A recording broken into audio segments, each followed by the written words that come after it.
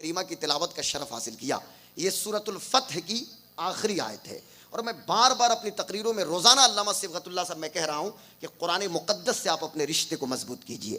آپ جتنا وقت سوشل میڈیا کو دے رہے ہیں, ہمارے بچے پب جی اور فری فائر کو کتنا وقت دے رہے ہیں, ان بچوں سے پوچھئے.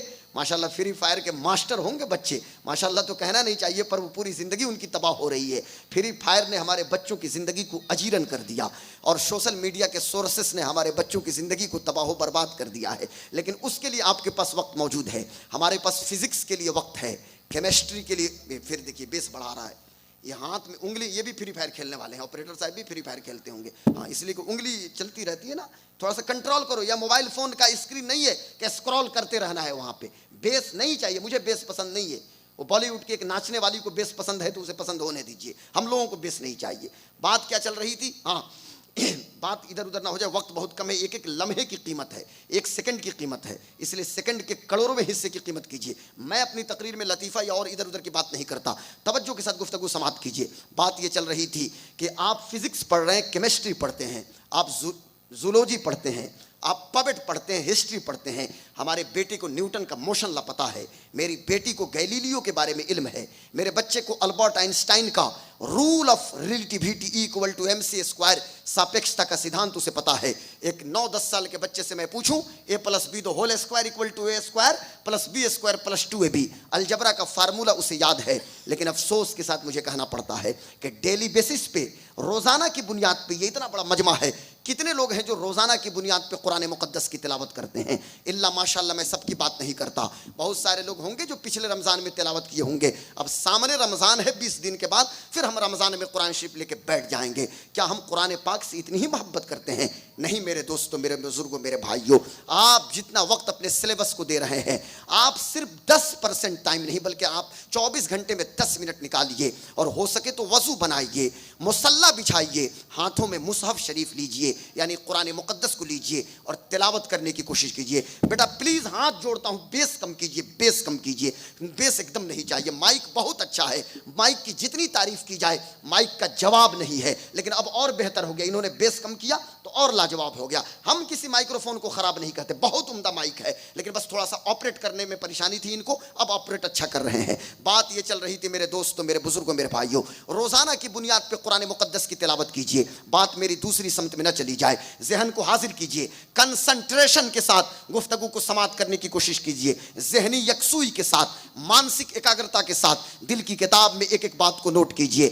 یہ سورۃ الفتح ہے, اس کی آخری آیت کی تلاوت کا میں نے شرف حاصل کیا. اللہ فرماتا ہے محمد الرسول اللہ, محمد اللہ کے رسول ہیں. لیکن یاد رکھیے گا, اس آیت کریمہ میں رسول پاک کی بایوگرافی کا ذکر نہیں ہو رہا ہے, یا رسول پاک کے حوالے سے گفتگو نہیں ہو رہی ہے, بلکہ ان کے ساتھ رہنے والوں کے حوالے سے گفتگو ہو رہی ہے. یعنی حضور کے جو صحابہ ہیں ان کی عظمت اور ان کی شان بیان کی جا رہی ہے, لیکن بات صحابہ کی جائے گی, بات صحابہ کی ہو رہی ہے, لیکن عنوان ذات مصطفیٰ کو بنایا جا رہا ہے. یہیں سے یہ سبق ملا. اللہ تبارک و تعالیٰ نے قرآن میں ایک اصول عطا فرمایا ہے کہ جب بات محمد عربی کی ہوگی تو عنوان خود اللہ تبارک و تعالیٰ بنتا ہے, اور جب بات صحابہ کی ہوتی ہے تو عنوان محمد الرسول اللہ کو بنایا جاتا ہے, محمد الرسول اللہ. لیکن آگے ذرا سنیے کہ آگے ذرا سنیے کیا فرماتا ہے اللہ تعالیٰ, والذین معہ اشداء علی الکفار, وہ لوگ جو ان کے ساتھ ہیں ان کی کیفیت بیان کی جا رہی ہے. والذین معہ اشداء علی الکفار رحماء بینہم تراہم رکعا سجدا یبتغون فضلا من اللہ ورضوانا سیماہم فی وجوہہم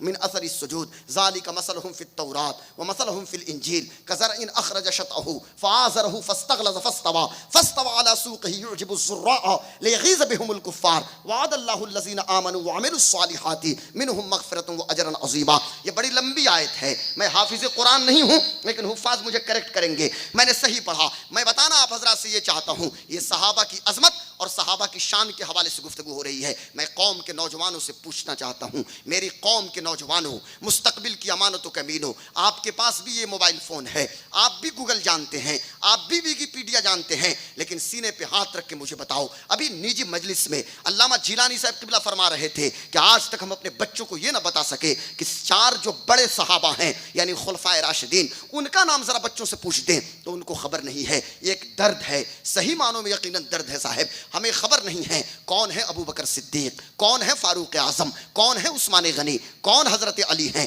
کون حضرت سعید ہیں، کون حضرت سعد ابن ابی وقاص ہیں، کون حضرت طلحہ ابن عبید اللہ ہیں، کون حضرت زبیر ابن عوام ہیں، کون حضرت عبد الرحمن ابن عوف ہیں، کون حضرت ابو عبیدہ ابن جراح ہیں. یہ 10 صحابہ جن کو حضور نے یہ بلا کے جنت کی بشارت دی. ایسے تو سارے صحابہ جنتی ہیں. اللہ تبارک و تعالیٰ قرآن مقدس میں ارشاد فرماتا ہے وَكُلًّا وَعَدَ اللَّهُ الْحُسْنَى. فتح مکہ سے پہلے جن لوگوں نے اسلام قبول کیا یا فتح مکہ کے بعد جن لوگوں نے اسلام قبول کیا، اللہ نے سب سے بھلائی کا وعدہ فرمایا ہے. میری قوم کے نوجوانوں، میں آپ کے سامنے ان ستاروں کی بات کرنے لگا ہوں. یہ کون لوگ ہیں کہ جن کے بارے میں یورپ کا ایک انٹلیکچوئل کہتا ہے مسلمان کے بیٹے کو کہاں فرصت ہے کہ سیرت طیبہ کا مطالعہ کرے، مسلمان کے بچے کو کہاں فرصت ہے یہ چغلی غیبت اور چمگوئی کرنے سے اور پب جی اور فری فائر کھیلنے سے، یا رات میں 10-11 بجے مسلم محلے سے گزر جائیے ہاتھوں میں موبائل فون لے کے 10 بچوں کا سر اکٹھا رہے گا، مار مار مار پتہ نہیں کس کو مارنا ہے، یہ لڈو کھیلنا شروع کریں گے.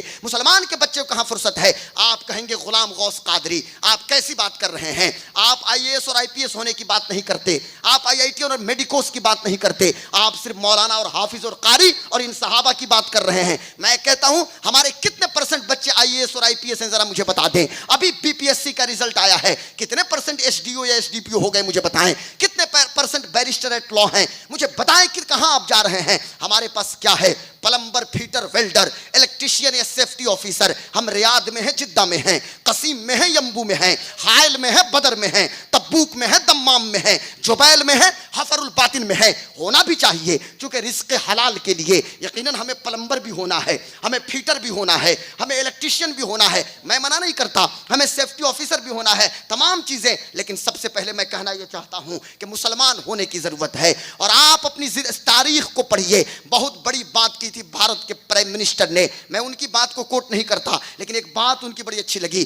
انہوں نے کہا تھا کہ جو لوگ اپنی تاریخ کو بھلا دیتے ہیں تاریخ بھی انہیں بھلا دیتی ہے. یاد رکھنا، آپ کو جاننا پڑے گا یہ کون لوگ ہیں. مسلمان کے بچے کو فرصت نہیں ہے لیکن کیمبرج کا ایک پروفیسر کہتا ہے، ایک دانشور اور ایک انٹلیکچوئل کہتا ہے، وہ کہتا یہ ہے کہ تم محمد عربی کی زندگی کو بعد میں دیکھنا، تم محمد عربی کی بائیوگرافی کو بعد میں پڑھنا، پہلے یہ دیکھو صفہ کی درسگاہ پہ محمد عربی نے جن کی تربیت کی ہے ان کا مقام کتنا بلند ہے. ابو بکر آئے ہیں صداقت کا پیکر بنا دیا ہے، عمر آئے ہیں عدالت کا تاجور بنا دیا ہے، عثمان آئے ہیں سخاوت کا جذبہ ودیت کر دیا ہے، ابو ذر آئے ہیں فقر کا امام بنا دیا ہے، بلال آئے ہیں عشق کا تاجدار بنا دیا ہے. اللہ اکبر. میں کہاں سے مثال دوں؟ ہمارے بچے کو تو خبر نہیں، یہ تو صرف بالی ووڈ کے ایک ناچنے والے کو ان لوگوں نے اسٹار بنایا. ہم نے کہا کہ بھائی ہم سلمان فارسی کی بات کریں گے، علامہ صبغت اللہ صاحب قبلہ. تو سیتا مڑھی میں ایک شخص نے کہا کہ حضرت ہم تو ایک ہی سلمان کو جانتے ہیں. ہم نے کہا کس سلمان کو جانتے ہیں؟ کہتے ہیں بالی ووڈ کے ناچنے والے سلمان کو جانتے ہیں. ارے کاش کے مدینے کے سلمان کو جان لیتے. ہم نے کس کو اپنا اسٹار سمجھا؟ ہم نے کس کو اپنا رول ماڈل سمجھ لیا؟ اسٹار تو اسے ہمیں کہنا پڑے گا کہ جن کو محمد الرسول اللہ نے اسٹار کہا ہے. آؤ حضور کیا فرماتے ہیں؟ آقا فرماتے ہیں اصحابی کالنجوم فبأیہم اقتدیتم اہتدیتم. All my companions are just like star. میرے جتنے صحابہ ہیں آسمان ہدایت کے ستارے ہیں. اسٹار چاہیے ابو بکر دے رہا ہوں، اسٹار چاہیے عمر دے رہا ہوں، اسٹار چاہیے عثمان دے رہا ہوں، اسٹار چاہیے علی کو دے رہا ہوں، اسٹار چاہیے سعد ابن ابی وقاص کو لے لو، اسٹار چاہیے خالد بن ولید کو لے لو، اسٹار چاہیے، ارے چھوڑو سب کو، تنہا میرے حسین کو اسٹار بنا لو. اس دنیا میں بھی کامیاب رہو گے اور آخرت کی کامیابی بھی یقینی ہو جائے گی. ارے امام حسین تو ہمارے رول ماڈل ہو جائے نا. حسین مولا امام حسین، آپ امام المشارق والمغارب، حلال المشکلات والنوائب، مظہر العجائب والغرائب، امیر المومنین سیدنا سرکار حضرت علی المرتضی کرم اللہ تعالی وجہ الکریم. آج پبلک ڈومین میں ڈسکس کا موضوع بنا دیا گیا حضرت علی افضل ہیں کہ حضرت امیر معاویہ افضل ہیں. یہ پبلک ڈومین کا موضوع تھا ہی نہیں حضرت. پبلک ڈومین میں ڈسکس کا موضوع یہ نہیں تھا. ہم صحابہ کے بارے میں ڈسکس کریں گے. کہاں امام المشارق والمغارب؟ ہاں کہاں حلال المشکلات والنوائب؟ کہاں مظہر العجائب والغرائب؟ کہاں مولا علی؟ کہاں حضرت امیر معاویہ؟ یہ ڈسکس کا موضوع ہے. ہاں پبلک ڈومین میں ڈسکس کا موضوع یہ ہونا چاہیے کہ میری بیٹیاں مرتد کیوں ہو رہی ہیں. ڈسکس کا موضوع یہ ہونا چاہیے کہ ایک بیٹی اپنے باپ کی بات کو کیوں نہیں مان رہی ہے. ڈسکس کا موضوع یہ ہونا چاہیے کہ میرے بچے آوارہ کیوں ہو رہے ہیں. ڈسکس کا موضوع یہ ہونا چاہیے کہ ایجوکیشن میں ہمارا گراف نیچے کیوں گر رہا ہے. ڈسکس کا موضوع یہ ہو کہ اکنومیکلی ہم اسٹرانگ کیوں نہیں ہو رہے ہیں, پولیٹیکلی کیوں نہیں مضبوط ہو رہے ہیں. یہ سب بھی تو سوچنے کی ضرورت ہے نا. ہم کہاں سے مثال پیش کریں. بات صحابہ کی چل رہی نا, ہمارے لیے سلمان فارسی رول ماڈل ہیں, ہمارے لیے حذیفہ ابن یمان ہیں. اور یاد رکھنا ان صحابہ نے بتا دیا ہے جب جب جس چیز کی ضرورت پڑی ہے قربانی دینے کی, یہ صحابہ آگے ہیں. کوئی صہیب رومی سے پوچھیے, ہماری حالت تو یہ ہے کہ ابا انتقال کیے, باپ کی موت کے بعد جس طرح زمین مل گئی, جائیداد اور مکان حاصل ہو گئے, تو ہم نے سمجھا کہ اسلام بھی بس ویسے ہی ایک ٹریڈیشنل دین ہے, لا الہ الا اللہ محمد رسول اللہ, تو ہم کو یہ دین مل گیا. باپ کی وراثت سے مکان مل گیا, زمین مل گئی, جائیداد حاصل ہو گئے, تو یہ دین بھی مل گیا. نہیں نہیں, بڑی قربانیوں سے یہ دین ہم تک پہنچا ہے. دین کی آپ قربانیوں کو سمجھنا چاہتے ہیں, ذرا پوچھیں نا حضرت خباب سے, کوئی خبیب ابن عدی سے جا کر پوچھے نا. مجھے اس وقت حضرت خبیب یاد آنے لگے. اللہ اکبر, ذرا غور تو کیجئے نا, یہ حضرت خبیب ابن عدی ہیں. ذرا کبھی سنا آپ نے حضرت خبیب کو؟ میں حضور کے صحابہ کو ڈسکس کر رہا ہوں.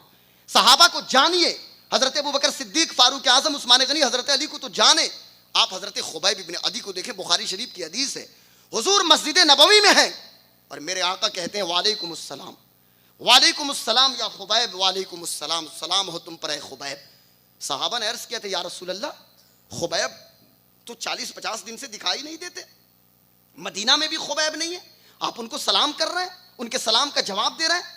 تو میرے آقا سرور کائنات نے جو بیان کیا, اللہ اکبر, ذرا اس کی تفصیل کی ایک جھلک سنیے گا. میرے پیارے آقا سرور کائنات صلی اللہ علیہ وسلم نے بدر اور احد کے بعد مصطفیٰ جان عالم نے چند صحابہ کو ایک قبیلے کی تبلیغ کے لیے روانہ کیا تھا, جس میں حضرت خبیب ابن عدی بھی تھے. مکہ والوں کو خبر ہوئی, مکہ والوں نے اس پر اٹیک کیا, 2 صحابہ کو شہید کیا. جناب زید ابن دسنہ اور حضرت خبیب ابن عدی کو پکڑ کے لے کر مکہ آئے. اللہ اکبر, جب مکہ آئے زید کو بھی شہید کر دیا ہے, اب خبیب ابن عدی ہیں. 1-2 مہینہ گزر گئے, اس کے بعد اعلان عام ہوا, میں مختصر کرتا ہوں, اعلان عام ہوا کہ ہم مقام تنعیم میں خبیب کو پھانسی کے پھندے پہ لٹکائیں گے, اور تمام بدر میں جو مقتولین, جو مکہ کے لوگ قتل ہوئے تھے, ان کے ورثہ موجود تھے. اور دنیا نے اپنے ماتھے کی نگاہوں سے دیکھا کہ نبی کا یہ عاشق, نبی کا یہ دیوانہ, نبی کے نام پہ مرنے اور مٹنے والا یہ خبیب ابن عدی, یہ آج کا مسلمان نہیں تھا میرے دوستو. آج تو ایک چائے کی چسکیوں کے ساتھ اور چائے کے ایک کپ پہ جھوٹی گواہی دینے کے لیے ہم تیار ہو جاتے ہیں. استغفر اللہ, معاذ اللہ رب العالمین. آج طاقت کے آگے ہم نتمستک ہو جاتے ہیں. صاحب اگر طاقت کے سامنے اپنی پیشانی نہ جھکائیں تو ہماری زبان کو لوگ کھینچ لیں گے. ایسا ماحول ایک گاؤں اور ایک معاشرے کا ہو گیا ہے. لیکن جناب خبیب ابن عدی سینہ تان کے چل رہے ہیں, اور مقام تنعیم پہ جب آپ پہنچے ہیں, چاروں طرف سے آپ پر حملہ ہو رہا ہے. کوئی برچھی سے آپ کے جسم پہ مار رہا ہے, کوئی چاقو سے مار رہا ہے, کوئی خنجر چلا رہا ہے. اتنے میں ابو سفیان قریب آیا ہے. ذرا سننا میری قوم کے نوجوانوں, عشق کیا چاہتا ہے, عشق کون سی قربانی مانگتا ہے, محبت کے تقاضے کیا ہوتے ہیں, اور کون خبیب ابن عدی ہیں, ہمارا اسٹار کون سا ہے, ہمارا آئیڈیل کون ہے, یہ صحابی کون حضرت خبیب ابن عدی رضی اللہ تعالیٰ عنہ ہیں. آ کے کہتا ہے سفیان, اے خبیب ذرا غور تو کرو, تم نے کلمہ پڑھا محمد کا, لیکن کیا تم یہ چاہتے ہو کہ اس وقت تمہاری جگہ پہ محمد عربی ہو اور تم جا کے اپنی بیوی بچوں کے بیچ آرام کرو؟ ذرا سنو, اتنا سننا تھا کہ مرد حق, مرد مجاہد جوش اور جذبات میں آتا ہے اور کہتا ہے سنو مکہ کے ظالموں, تم کہتے ہو کہ میری جگہ پہ حضور ہو, ارے میں تو اتنا بھی نہیں چاہتا کہ حضور جہاں ہو ان کے تلوے میں کانٹے چبھے. ایک جان خبیب کی کیا ہے, کروڑوں جان نبی کے نام پہ قربان کرتا چلا جاؤں. نعرہ تکبیر, نعرہ رسالت. علماء اہل سنت مدرسہ قادریہ رضا علوم سرزمین پاک و پالی قادری نگر, ماشاءاللہ بہت بہت. اللہ اکبر. حضرت خبیب ابن عدی کو لے کے چلے ہیں, اور جب پھانسی کے پھندے پہ چڑھایا گیا, خبیب ابن عدی زمین پہ دیکھتے ہیں, اطراف و جوانب میں دیکھا ہے. حضرت خبیب ابن عدی نیچے اوپر چاروں طرف دیکھتے ہیں, کوئی بندہ اپنا نہیں دکھا. لیکن حضرت خبیب ابن عدی نے اسی وقت کہا تھا, اے اللہ میں کس کے ذریعے اپنا سلام نبی تک پہنچاؤں, اے اللہ تو میری آواز کو سنتا ہے, میری सलाम मुस्तफ़ा तक पहुंचा दे। अस्सलाम अलैका अय्युहन नबी कहा था, फांसी के फंदे से जान जाने आफरी के हवाले कर दिया। मुझे कहने दिया जाए हजरत खुबैब इब्ने अदी का सलाम बाद में मदीना पहुंचा है, मदीने के मुस्तफ़ा ने जवाब पहले अता फरमा दिया। बहुत अच्छा, माशाअल्लाह फरमा दिया है। और उसी से रिलेटेड एक बात सुनिए, मोहब्बत क्या है, इश्क क्या है और इबादत की रूह क्या है। हम सहाबा की बात कर रहे हैं ना, कौन लोग हैं। उसी मजमे में, उसी खुबैब इब्ने अदी को जब फांसी के फंदे पे ये जालिम चढ़ा रहे थे ना, उसी मजमे में एक नौजवान था। वो कौन नौजवान, जरा गेस तो कोई करे ना, लेकिन गेस नहीं कर पाएंगे। हम अभी टेस्ट मैच की बात करें, इतने इतने रन हुए और मैं सिर्फ उस प्लेयर का पूरा खाका बयान करूं तो कोई भी बंदा उठ के बता देगा हाँ वो फला प्लेयर था। मैं विराट कोहली की बात करूं और किसी की, मैं सरफराज खान की बात करूं, वो कैसे डेब्यू किए, अभी कितने 2 शतक मारे, क्या किए, वो सारे बच्चों को पता हो जाएगा। हमें भी पता रखना पड़ता है, चूंकि स्टेज पे रहना है ना, तो सोशल मीडिया से हमें खुद जुड़ के रहना पड़ता है। और मुल्क में क्या चलता है, बल्कि आलमी वर्ल्ड वाइड लेवल पे क्या चल रहा है, हमें खुद देखना पड़ता है। लेकिन मैं कहना ये चाहता हूं, जरा गौर करो, उसी मजमे में 25 साल का एक जवान था जिसे दुनिया हजरत सईद इब्ने आमिर के नाम से जानती है। ये अभी सईद इब्ने आमिर थे, अभी हजरत नहीं बने थे, अभी इस्लाम कबूल नहीं किए थे। लेकिन जनाब सईद इब्ने आमिर को किसी ने उन तक तो इस्लाम नहीं पहुंचाया ना, हुजूर तो हिजरत करके मदीना चले गए। लेकिन सईद इब्ने आमिर खुद कहते हैं कि खुबैब का यही जुमला तीर बनकर मेरे दिल में चुभा कि एक जान नहीं करोड़ों जान नबी के नाम पे कुर्बान करता चलूं। और फिर मैं मुतासिर हुआ और मैं खुद से मक्का से मदीना आया और हुजूर से मैंने अर्ज किया, या रसूल अल्लाह, आपके एक आशिक को शहीद होते हुए मैंने देखा है, उसी की वजह से मैं इस्लाम कबूल कर रहा हूं, पढ़ता हूं ला इलाहा इल्लल्लाह मुहम्मदुर रसूलुल्लाह। अब जरा सुनिए और इसी पे बात खत्म करूंगा। सईद इब्ने आमिर, अभी खुबैब इब्ने अदी की बात करूं, इनकी लाश को इन लोगों ने लटका दिया था वैसे मकाम तनीम पे। हुजूर ने फरमाया कौन है जो लेकर आए, जनाब मिक़दाद इब्ने असवद और एक सहाबी और चले। और उसके बाद से जब उनकी लाश को लिया, जमीन पे रखा तो जमीन ने अपने दामने करम में उसको ले लिया। हाँ, ये मैं नहीं कहूंगा कि जमीन ने निगल लिया, जमीन के हजरत वलीउल अर्द का लक़ब तो मिला बारगाह है मुस्तफ़ा से, लेकिन हाँ चूंकि खुबैब का मनसब बहुत बुलंद है।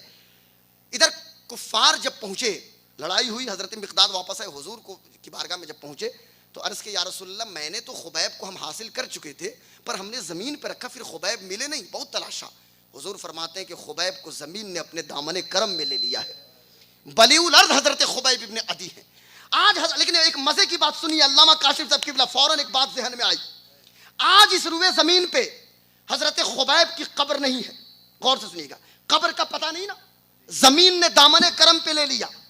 हजरत खुबैब की तारीख के बारे में पता नहीं, बहुत ज्यादा हमें इल्म नहीं, लेकिन क्या बात है, 14 सदियां गुजर गई, आशिकों के सीने में खुबैब कल भी जिंदा थे, आज भी जिंदा है।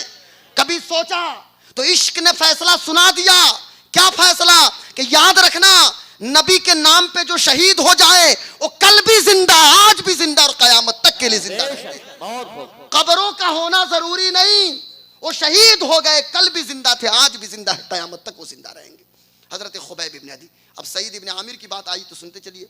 मैं चाहूँ तो लाइन वाइज सहाबा के हवाले से जिक्र करूँ, अशरा मुबशरा के हवाले से बात हो तो लंबी गुफ्तगू हो जाए, लेकिन बात सईद इब्ने आमिर, सईद याद रखिएगा, हजरत सईद इब्ने आमिर।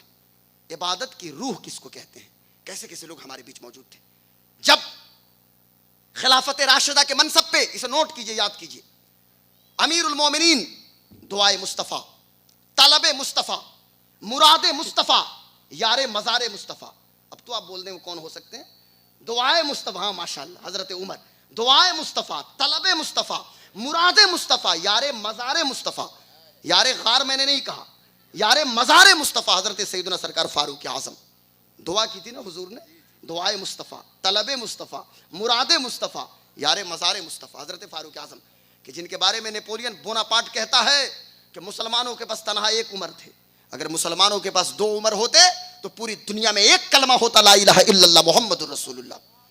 हजरत उमर इब्ने खत्ताब खिलाफत के मनसब पे विराजमान होते हैं, लेकिन सईद इब्ने आमिर वो सहाबी हैं कि अबू बकर सिद्दीक भी जब तक खलीफा रहे, सईद इब्ने आमिर से नसीहत करवाते थे खुद को कि हजरत नसीहत कीजिए। फारूक आजम ने कहा, सईद मेरे लिए कोई नसीहत? हजरत सईद इब्ने आमिर ने कहा कि पब्लिक से अल्लाह के मामले सुनो। सीरिया मुल्क शाम, वहां एक स्टेट है हुम्स, हुम्स का गवर्नर तुम्हें मैं बनाता हूं। आज भी आप विकिपीडिया, आप गूगल पे लिखिए HOMS, HOMS, हुम्स। ये हुम्स आज भी स्टेट मौजूद है, اور سیریا تو جانتی ہیں جس کی راجدھانی دمشق ہے، بشار الاسد موجودہ پریزیڈنٹ آف سیریا ہے ابھی موجودہ، وہیں کا علاقہ حمص ہے، حمص کا گورنر بنایا، تقرری کا پروانہ لیا سعید ابن عامر، آنکھوں سے چھم چھم آنسو گرنے لگے، یا امیر المومنین یہ تو میرا منصب تھا ہی نہیں، آپ نے مجھے یہ منصب کیوں عطا فرمایا، مجھے آپ مدینہ رہنے دیتے، اب مدینہ چھوٹ رہا ہے، کہا کہ نہیں فاروق اعظم تنہا یہ بوجھ نہیں اٹھا سکتا، عمر ابن خطاب نے کہا کہ میں تنہا یہ بوجھ نہیں اٹھا سکتا، تمہیں بھی ساتھ دینا پڑے گا۔ حضرت سعید ابن عامر چلے ہیں، گھر پہنچے، بیوی کو لیا، حضور کے روضے پہ حاضری دیتے ہیں، جنت البقیع جاتے ہیں، اور وہاں سے چلے ہیں مدینہ منورہ سے حمص پہنچے۔ حضرت غور سے سنیے، حضرت فاروق اعظم کا طریقہ تھا، گورنرز کی اکاؤنٹیبلٹی طے کرتے تھے، مثال کے طور پہ گوپال گنج میں جتنے تھانے ہیں، گوپال گنج کے ایس پی اگر یہ سنشچت کر دیں، لازم کر دیں کہ کسی تھانے کے حدود میں اگر ایک بھی جرم ہو جائے اور کوئی مجرم جرم کا ارتکاب کرے تو میں تھانہ پربھاری سے مواخذہ کروں گا، تو میں سمجھتا ہوں کرائم کے گراف ایسے ہی نیچے گر جائے گا۔ اگر ڈی ایم گوپال گنج کے مقصود صاحب اس طرح کی سختی کریں تو صاحب ظاہر سی بات ہے یہ گراف ایسے ہی نیچے گر جائے گا، لیکن ایک جو نظام ہے حکومت کا، گڈ گورننس کا نظام آپ کو نہ تو یونائٹڈ نیشن کے چارٹر سے ملے گا، نہ تو کوئی حکمراں آپ کو دے گا، بلکہ گڈ گورننس کا نظام چاہیے تو آپ کو فاروق اعظم کی بارگاہ میں چلنا پڑے گا۔ حضرت فاروق اعظم آپ کو عطا فرمائیں گے، حضرت امیر المومنین فاروق اعظم عطا فرمائیں گے۔ آپ نے اکاؤنٹیبلٹی طے کی تھی کہ سنو، اگر دمشق میں بھی ایک جانور بھی بھوک سے مرے گا وہاں کا گورنر ذمہ دار ہوگا، اگر دریائے نیل کے ساحل کے کنارے کوئی کتا بھی مرتا ہے تو میں تم سے پوچھوں گا، یہ تمہاری ذمہ داری ہے۔ آخر ایسا کیوں ہوا؟ تم نے کیوں نہیں ایک شعبہ قائم کیا جانوروں کی دیکھ ریکھ کے لیے؟ چڑیوں کو خوراک پہنچنی چاہیے، انسانوں تک یہ جاڑے کے دنوں میں کمبل اور تمام چیزوں کو پہنچانے کی کوشش کرنی چاہیے۔ یہ حضرت فاروق اعظم کا طریقہ۔ اب ذرا سنیے، بات میری لمبی نہ ہو جائے، وقت چکے بہت کم ہے، تیزی کے ساتھ وقت گزر رہا ہے۔ حضرت یہی بات آخری ہوگی، حضرت فاروق اعظم کے پاس حمص سے لوگ آئے مدینہ، حضرت فاروق اعظم نے کہا تمہارے یہاں فقراء کی کوئی فہرست ہے تو دو مجھے، تمہارے کتنے فقیر لوگ ہیں؟ فقیروں کی فہرست دی گئی، سر فہرست کس کا نام تھا؟ حضرت سعید ابن عامر کا نام موجود تھا۔ امیر المومنین فاروق اعظم نے اپنے گورنر کا نام دیکھا، آنکھوں سے آنسو گرنے لگے، کہا یہ کون سا، اے اہالیان حمص، اے حمص والو یہ کون ہے؟ یا امیر المومنین یہ آپ کے گورنر سعید ہیں۔ کہا کہ یہ فقیر ہے؟ کہا ہاں ہاں، بیت المال سے بھی کچھ حاصل نہیں کرتے، 1 ماہ حاصل کرتے ہیں 2 ماہ چھوڑ دیتے ہیں۔ حضرت فاروق اعظم نے 1000 دینار دیا، حمص والوں کو لے جا کے میرے گورنر کو دے دو، اس کی بیوی ہے، اس کے بچے ہیں، وہ ہے۔ جب یہ دینار لے کے پہنچے حضرت گورنر حمص سعید ابن عامر کو دیا، سعید ابن عامر نے کہا ان للہ و انا الیہ راجعون۔ بیوی دوڑ کے آئی، میرے شوہر کیا امیر المومنین انتقال کر گئے؟ کہنے ہاں ہاں، اس سے بھی بڑا معاملہ ہے۔ کیا مسلمانوں کے کسی شہر پہ، ملک پہ کافروں نے حملہ کر دیا؟ کہا اس سے بھی بڑا معاملہ ہے۔ کہا میرے شوہر کیا معاملہ ہے؟ کہا کہ دنیا میرے ہاتھ میں آ گئی۔ اللہ اکبر، یہ موبائل گم ہو جائے ہم پڑھتے ہیں انا للہ و انا الیہ راجعون، ہمارا کوئی اپنا چلا جائے انا للہ و انا الیہ راجعون، دولت گم ہو جائے انا للہ و انا الیہ راجعون، لیکن یہاں دولت آئی ہے، 1000 دینار آئے تو سعید ابن عامر نے کہا انا للہ و انا الیہ راجعون۔ اب ذرا سنیے گا، سعید ابن عامر کہتے ہیں میری بیوی، اب بیوی نے پوچھا کہ اس پیسے کا کیا کیجئے گا، اس دینار کا کیا کیجئے گا؟ حضرت سعید ابن عامر رضی اللہ تعالیٰ عنہ نے ارشاد فرمایا کہ میں اسے بزنس میں لگاؤں گا، میں اس سے تجارت کروں گا، تجارت سے منافع ہمیں ملیں گے۔ بیوی خاموش ہو گئی، 1 مہینہ گزر گیا، بیوی نے پوچھنا شروع کیا میرے سرتاج کس بزنس میں آپ نے 1000 دینار لگایا؟ چونکہ بیوی ہے شوہر سے پوچھ سکتی ہے آپ نے کہاں وہ دینار لگایا ہے، کوئی منافع دکھ نہیں رہا ہے، گھر کی حالت جیسی ہے ویسی ہی ہے۔ تو کہنے لگے سعید ابن عامر ارے میری بیوی تم کس منافع کی بات کر رہی ہو؟ جو دینار آیا تھا حمص کے فقیروں میں تقسیم کر دیا، میں نے تجارت اللہ سے میں نے کیا ہے، اس کا منافع اللہ تعالیٰ قیامت کے دن عطا فرمائے گا۔ یہ عبادت کی روح ہے۔ ہاں، چند رسموں کا نام عبادت نہیں۔ اب یہی دیکھیے، اب سن لیجئے، ایک بات اور بولیں، اجازت ہے نہ؟ آڈینس سے پوچھوں گا، ارے ماشاءاللہ اجازت ہے بھائی؟ تو ذرا سنیے، حضرت فاروق اعظم، بیٹا سنو اس کو غور سے، بہت غور سے سن رہے ہیں۔ حضرت فاروق سعید ابن عامر تو یاد رہے گا نا، حضرت فاروق اعظم امیر المومنین، بڑا ذہن دیا ہے ہمارے کاشف بھائی نے، ایک نظام مجھے میرا ذہن بدل دیا تھوڑی دیر کی نجی مجلس میں، اللہ ان کو سلامت رکھے، ماشاءاللہ اللہ ان کو سلامت رکھیے، نوجوان عالم دین، ان کے والد گرامی صحت کے ساتھ اللہ ان کو لمبی زندگی عطا فرمائے۔ حضرت علامہ صبغت اللہ صاحب دعا دیتے ہیں مجھے، دعاؤں سے نوازیے۔ حضرت فاروق اعظم پہنچے حمص اور کہا کہ تمہارے گورنر کی کوئی شکایت ہے، چونکہ آپ دورہ بھی کرتے تھے، جب سیریا اور بیت المقدس کا سفر تھا، اسی دوران حمص بھی آپ تشریف لے گئے تھے. حضرت فاروق اعظم نے پوچھا کہ تمہارے گورنر کی کوئی شکایت ہے؟ گورنر سے نہیں پوچھتے تھے، لوگوں سے پوچھتے تھے. بھائی میرے بارے میں پوچھنا ہے تو پھر تو میری اماں بتائے گی، گھر کے لوگ بتائیں گے نا. میرے بارے میں بہتر تو میری بیوی جانتی ہے کہ میری پرائیویسی کیا ہے، میری پرائیویٹ لائف کیا ہے. میری اماں جانتی ہیں، میری بہن جانتی ہیں، جو لوگ زندگی گزارے ہیں ساتھ میں، جو لگ رہے ہیں، ہے کہ نہیں. اب نہ تو میں آپ کی پرائیویسی کو دیکھ رہا ہوں، نہ آپ میری پرائیویسی کو دیکھ رہے ہیں، لیکن ہاں کوئی تو ہے جو آپ کے ظاہر و باطن کو دیکھ رہا ہے، میرے ظاہر و باطن کو دیکھ رہا ہے. ہمیں اور آپ کو کہنا پڑے گا وہی اللہ تبارک و تعالیٰ ہے جو ہمارے ظاہر و باطن کو یکساں دیکھ رہا ہے. اس لیے اپنے اللہ سے تو ڈرنا ہے ہمیں. مولانا سے ڈرنے کی کیا ضرورت ہے بھائی، یہ تو فضول قسم کی بات ہو گئی. حضرت فاروق اعظم تشریف لائے، کہا کہ تمہارے گورنر کی کوئی شکایت؟ کہا ہاں یا امیر المومنین، آپ نے جو گورنر بھیجا ہے ان کی 4 شکایت ہے. حضرت فاروق اعظم گھبرا گئے کہ یا اللہ، یہ صحابی ہے سعید ابن عامر، بہت میرا معتمد بندہ ہے سعید ابن عامر، میں نے اس شخص کو بھیجا اور یہ 4، اب تک تو یہ فقیر تھا، اب یہ 4 شکایت کیسی؟ تو کہا، لوگوں نے، اہالیہ نے حمص نے کہا، حمص کے لوگوں نے کہا یا امیر المومنین، پہلی شکایت یہ ہے کہ یہ فجر میں بہت لیٹ سے مسجد آتے ہیں، یا کبھی کبھی فجر کی نماز کے بعد دن چڑھے، اشراق اور چاشت کے بعد یہ مسجد، یہ لوگوں کے بیچ آتے ہیں. پتہ یہ چلا کہ جو گورنر ہوتا تھا وہ جامع مسجد کا امام بھی ہوتا تھا. ہاں، تو نے پوچھی ہے امامت کی حقیقت مجھ سے، حق تجھے میری طرح صاحب اسرار کرے، ہے وہی تیرے زمانے کا امام برحق جو تجھے حاضر و موجود سے بیزار کرے. موت کے آئینے میں تجھ کو دکھا کر رخ دوست زندگی اور بھی تیرے لیے دشوار کرے. فتنہ ملت بیضا ہے امامت اس کی جو مسلمہ کو سلاطین کا پرستار کرے. یہ ویسے امام نہیں تھے، سعید ابن عامر مسجد کے بھی امام تھے، گورنر بھی تھے. امام کا رتبہ بہت بلند ہوتا ہے. امام صرف 5000 اور 6000 میں ہمارا غلام نہیں ہو جاتا، امام ہمارا مالک ہوتا ہے. ہمیں اسے اپنے مالک سمجھنا ہوگا، اسے غلام نہیں سمجھنا ہوگا. یہ ہمیشہ ذہن میں یہ بات رہے.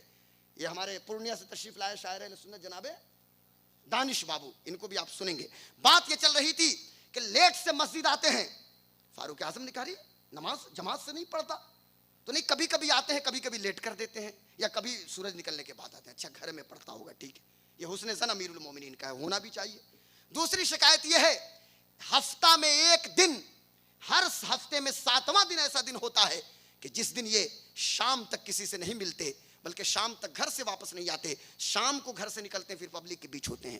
کہا تیسری شکایت، تو تیسری شکایت یہ ہے کہ عشاء کی نماز کے بعد لوگوں کے معاملات عشاء تک یہ حل کرتے ہیں، اور عشاء کے بعد جب یہ گھر کے اندر گھستے ہیں تو اس وقت تک ہم سے نہیں ملتے جب تک کہ وہ صبح کو واپس نہیں آتے، یعنی رات میں کبھی بھی یہ دروازہ نہیں کھولتے.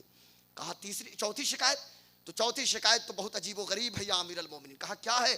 تو کبھی کبھی ان پہ مرگی کے دورے پڑتے ہیں. استغفر اللہ معاذ اللہ، حالانکہ مرگی کے دورے نہیں تھے، مرگی سمجھتے ہیں نا بے ہوش ہو جانا، بے ہوش ہو جانا، بے ہوشی کے دورے پڑتے ہیں. ان کا جملہ تھا تو میں نے کوٹ کیا، لیکن میں کہوں گا بے ہوشی کے دورے پڑتے ہیں. حضرت فاروق اعظم نے بلایا گورنر کو، کہا سعید کیا معاملہ ہے؟ حضرت سعید ابن عامر نے کہا یا امیر المومنین، آپ نے ان کی شکایت تو سن لی، اگر آپ نہ ہوتے تو میں کچھ نہ بتاتا. یہ بہت راز کی بات ہے، پر آپ ہیں تو مجھے کہنا پڑتا ہے چونکہ آپ امیر المومنین ہیں.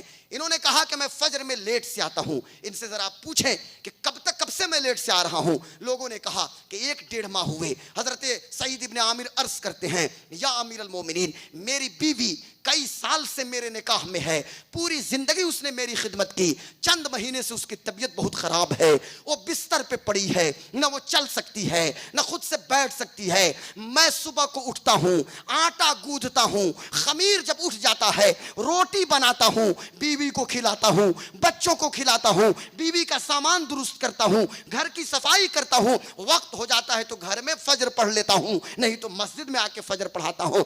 بات یہی ہے کہ بیوی کی خدمت کی وجہ سے مسجد سے نہیں، گھر سے نہیں آتا. فاروق اعظم رونے لگے، آنکھوں سے چھم چھم آنسو گرنے لگے. اللہ اکبر، میرا گورنر ایسا ہے جو ایک بندی کا، بھائی انسان، بیوی کچھ بھی ہے تو انسان ہے نا، پوری زندگی آپ کی خدمت کرے. ابھی وہ بیمار ہے تو کیوں نہیں ہم اس کی خدمت کر سکتے؟ حضرت فاروق اعظم کے گورنر کہتے ہیں کہ میں روٹی بنا کے اپنی بیوی کو کھلاتا ہوں، اگر آپ گھر میں کچن میں مدد کر دیجئے. پڑوس کے لوگ کہیں گے بھائی فلاں صاحب تو بیوی کے غلام ہو گئے. غلام غوث قادری تو ایسی تقریر کیے کہ گھر میں لوگ کچن میں ہاتھ بٹاتے ہیں. اور کوئی حضرت عائشہ صدیقہ سے پوچھے، حضرت عائشہ فرماتی ہیں کہ اللہ کے رسول صلی اللہ علیہ وسلم جب صحابہ کی مجلس سے اندر آتے تو کچن کے کام میں امور خانہ داری میں ہاتھ بٹایا کرتے تھے. پیارے آقا کا اخلاق یہ تھا، حضور بیویوں کے کام میں ہاتھ بٹاتے تھے. یہاں سعید ابن عامر حضور کے طریقے پہ چل رہے ہیں. کہا دوسری شکایت شکایت کا ہے. کہنے لگے یا امیر المومنین میں بار بار کہہ رہا تھا کہ آپ مجھے مدینہ سے ہمس نہ بھیجیے, یہ گورنری مبارک ہو دنیا والوں کو, میں تو فقیر آدمی, مجھے گورنری کی ضرورت کہاں تھی. کہا بتاؤ تو سعید بات کیا ہے, تم 7ویں دن کسی سے ملتے کیوں نہیں, شام کو کیوں آتے ہو. کہنے لگے ایک جبہ مدینے سے لے کر آیا ہوں, اللہ گواہ ہے 6 دن اسی جبے کو پہنتا ہوں, جب وہ جبہ گندا ہو جاتا ہے 7ویں دن دھلتا ہوں اور اس وقت تک انتظار کرتا ہوں جب تک جبہ سوکھ نہ جائے. ایک ہی کپڑا پہننے کے لیے ہے, شام تک سوکھتا ہے, پہن کے پھر پبلک کے بیچ آتا ہوں. یا امیر المومنین یہ کہتے ہیں کہ میں عشاء بعد کسی سے نہیں ملتا, وجہ ہے امیر المومنین میری تربیت مصطفیٰ جان عالم نے کیا ہے, حضور نے صفہ پہ مجھے پڑھایا ہے. یا امیر المومنین میں کیسے لوگوں سے ملوں رات میں, عشاء تک آپ نے مجھے ڈیوٹی دی ہے گورنری کی, میں فجر سے لے کے عشاء تک پبلک کی خدمت میں رہتا ہوں, لوگوں کے دکھوں کا مداوا کرتا ہوں, لوگوں کا کام کاج کر دیتا ہوں, ضروری معاملات میں دخل دیتا ہوں. لیکن جب عشاء پڑھ کے کمرے میں جاتا ہوں, بیوی کے حقوق ادا کرنے کے بعد پھر میں مصلی بچھاتا ہوں اور اپنے مولا سے راز و نیاز کی بات شروع کرتا ہوں, اور اس وقت تک عبادت کرتا ہوں جب تک کہ فجر کی اذان نہیں ہو جاتی ہے. کہا چوتھی, حضرت فاروق اعظم رو رہے ہیں, ایسا گورنر. کہا چوتھی شکایت, کہا امیر المومنین مجھے مرگی سرگی کچھ نہیں ہے, بات یہ ہے کہ مجھے خبیب ابن عدی کی یاد آ جاتی ہے. مجھے یاد ہے, اسی سے ریلیٹڈ ہے نا واقعہ, مجھے یاد ہے کہ میں 25 سال کا جوان تھا, کڑیل, اور مکہ کی گلیوں میں گھوما کرتا تھا. مقام تنعیم ہے, صلیب ہے, پھانسی کا پھندا ہے, اور نبی کا عاشق خبیب سولی پہ ہے, اور میں ابو سفیان اور صفوان ابن امیہ کے بغل میں بیچ میں موجود تھا. میں وہاں موجود تھا. جب میں دیکھتا ہوں اس منظر کو, زخموں سے چور خبیب کے جسم کو, لہو لہان جسد خبیب کو, تو میں سوچتا ہوں کہ میں نے خبیب کے لیے کچھ کیا کیوں نہیں, میں نے خبیب کو بچانے کی کوشش کیوں نہیں کی. ایک بات تو یہ ہے کہ خبیب کی یاد ستاتی ہے, اور دوسری بات یہ ہے کہ کبھی کبھی غشی کی کیفیت اس لیے ہوتی ہے کہ میں ہمس میں ہوں, میرے محبوب مدینہ میں ہے, جب حضور یاد آتے ہیں, مدینے کی یاد آتی ہے, مجھ پہ غشی کے دورے پڑنے شروع ہو جاتے ہیں. جناب سعید ابن عامر نے عبادت کا اسپریچول سسٹم بتایا کہ روحانیت, روح کیا ہے عبادت کی, اور سعید ابن عامر نے بتا دیا کہ ہو نہ یہ پھول تو بلبل کا ترنم بھی نہ ہو, چمن دہر میں کلیوں کا تبسم بھی نہ ہو, یہ نہ ساقی ہو تو پھر میں بھی نہ ہو, خم بھی نہ ہو, بزم توحید بھی دنیا میں نہ ہو, تم بھی نہ ہو, خیمہ افلاک کا استادہ اسی نام سے ہے, نبض ہستی تپش آمادہ اسی نام سے. کس نام سے؟ قوت عشق سے ہر پست کو بالا کر دے, دہر میں اسم محمد سے بولے اجالا کر دے. اللہ کی بارگاہ میں دعا ہے کہ اللہ تعالیٰ اسے قبول فرمائے. حضرت خبیب کا میں نے ذکر کیا, حضرت سعید ابن عامر, یہی ذکر صحابہ ہمارے لیے ذریعہ نجات ہے. صحابہ کو اپنا اسٹار بناؤ. میری قوم کے نوجوانوں, ان علماء کے قریب آئیے, پڑھیے. نورانی چینل ہے نا, جس کے آپ نوری چینل کو آپ سبسکرائب کریں, وہاں سے دینی عقائد, حضرت ہمارے خود وہاں موجود ہوتے ہیں, دینی مسائل, دینی عقائد کے حوالے سے ویڈیوز آپ کو وہاں ملیں گی. اس کے ذریعے بھی یہ دین کی تبلیغ بہت بڑا ایک ریسورس ہے, ایک ذریعہ ہے کہ جہاں تک میری تقریر تو ہر گھر میں نہیں پہنچ رہی ہے نا, لیکن آپ بیڈ پہ جیسے موجود ہوں گے تو کھولیں گے تو آپ تک یہ بات یہ ہے نا, اسمارٹ فون, آئی فون, تو میں تو آپ کے لحاف کے اندر تو نہیں ہوں, پر اسمارٹ فون پہ اگر حضرت کا کی کوئی آڈیو یا ویڈیو آ جائے تو وہ تو آپ تک پہنچ جائے گا نا یوٹیوب کے ذریعے. تو اس لیے میں کہنا یہ چاہتا ہوں کہ آپ اس کے ذریعے دین سیکھیے, سمجھیے, اپنے علماء کے قریب رہیے. آخری بات جو ضروری بات, مدرسہ قادریہ, غوث پاک سے منسوب یہ مدرسہ قادریہ رضا العلوم, آپ کے سامنے ماشاءاللہ 4 حافظ قرآن, 1 قاری قرآن. حضور فرماتے ہیں خیرکم من تعلم القرآن وعلمہ, تم میں بہترین شخص وہ ہے جو قرآن پڑھے اور ایک دوسرے کو پڑھائے. یہ قرآن کو عام کیجیے. الحمدللہ قرآن شریف تو یقیناً قرآن کی تلاوت خوب آپ کیجیے, قرآن شریف کا حق آپ کے اوپر ہے. یہ صرف موت کے وقت پڑھنے والی کتاب نہیں ہے. کوئی ایکٹریس مر جائے اس کے کان میں جا کے پڑھیے وقرن فی بیوتکن ولا تبرجن تبرج الجاہلیۃ الاولی, بھائی وہ تو خود ہی بے پردہ مری, اب اس کے کان میں پڑھ رہے ہیں جا کے.